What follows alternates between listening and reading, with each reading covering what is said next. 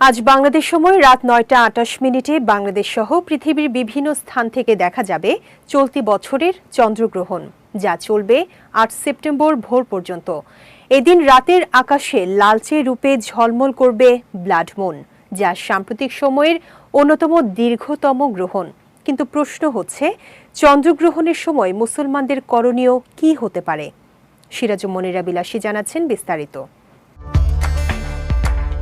বিজ্ঞানের ভাষায় চন্দ্রগ্রহণ ঘটে তখনই যখন সূর্য ও চাঁদের মাঝখানে পৃথিবী এসে দাঁড়ায় এবং পৃথিবীর ছায়া চাঁদকে ঢেকে ফেলে।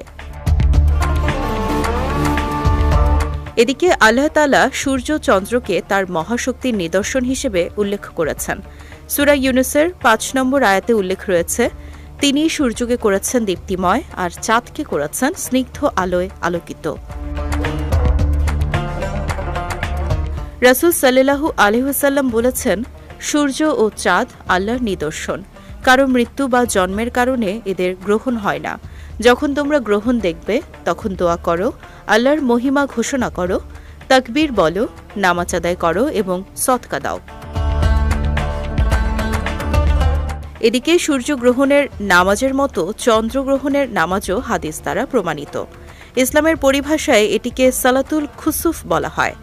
নবীজি সাল্লাল্লাহু আলাইহি ওয়াসাল্লাম এই নামাজ আদায় করেছেন, তাই সালাতুল খুসুফ আদায় করা সুন্নাত।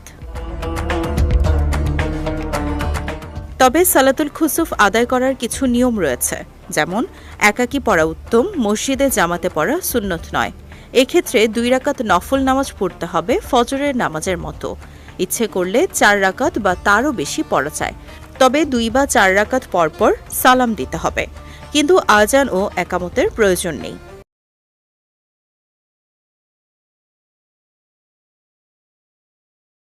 আর নামাজ শেষে গ্রহণ শেষ না হওয়া পর্যন্ত দোয়া, জিকির ও মোনাজাতে সময় কাটানো উত্তম। সুতরাং চন্দ্রগ্রহণ কোনো অশুভ লক্ষণ নয়, বরং আল্লাহর নিদর্শন। এ সময় নামাজ, দোয়া, জিকির ও সৎকার প্রতি গুরুত্ব দিতে হবে।